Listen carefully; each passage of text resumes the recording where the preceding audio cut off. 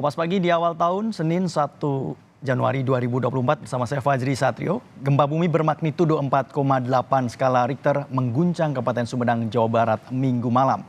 Akibatnya puluhan rumah rusak dan pasien Rumah Sakit Umum Daerah Sumedang panik berhamburan keluar.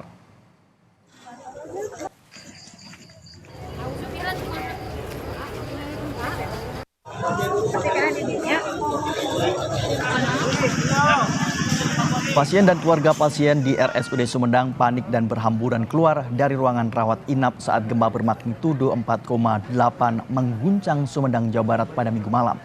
Guncangan gempa dirasakan warga sekitar pukul 20.35 waktu Indonesia Barat. Kondisi di rumah sakit, pasien keluar.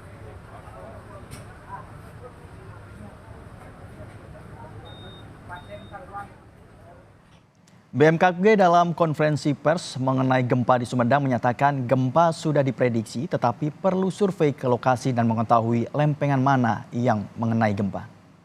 Sudah terprediksi lokasi daerah mana saja yang mengalami guncangan hingga mencapai intensitas 4 atau 3 atau bahkan mungkin 2 ya.